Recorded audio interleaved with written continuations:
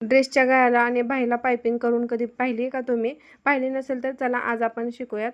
नमस्कार, Komal's creation YouTube चॅनलवर मी कोमल आपलं अगदी मनापासून स्वागत करते. तर पायपिंगसाठी लागणारा हा दोरा आहे बघा, आणि हा दोरा जर तुम्हाला पाहिजे असेल तर डिस्क्रिप्शन बॉक्समध्ये मी तुम्हाला लिंक देते आणि ते तुम्ही घेऊ शकता. आणि मार्केटमध्ये कुठेही हा दोरा मिळतो. तर पायपिंगसाठी मी तिरक्या 1-1 इंचाच्या पट्ट्या काढलेल्या आहेत आणि ह्या पट्ट्या एकमेकांना जोडून घ्यायच्यात बघा.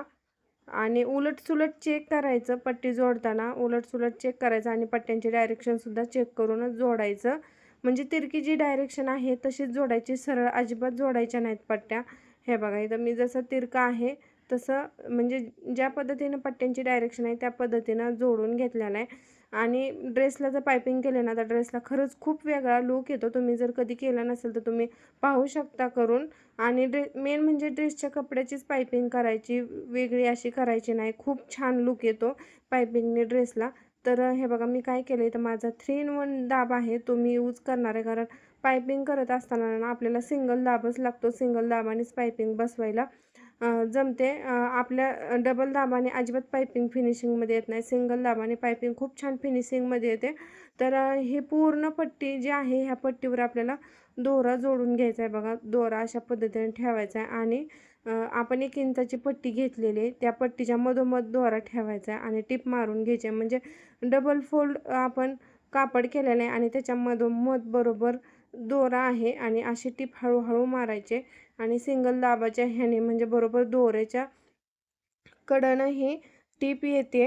आणि ही टीप मारत असताना ना कपड्यावर व्यवस्थित हळू अशी टीप मारून घ्यायची, जेणेकरून तिरकी वगैरे येणार नाही. एकदम ॲक्युरेट सरळ आली पाहिजे अशाच डायरेक्शनमध्ये दोरासुद्धा धरून घ्यायचा आहे. आणि पूर्ण ड्रेसला आता ही पट्टी आपली जोडून झालेली आहे, तर पूर्ण ड्रेसला आता आपण ही पट्टी अटॅच करून घेणार आहे. हे बघा अशा पद्धतीनं. आणि ही पट्टी अटॅच करताना सुद्धा सिंगल दाबच लागतो.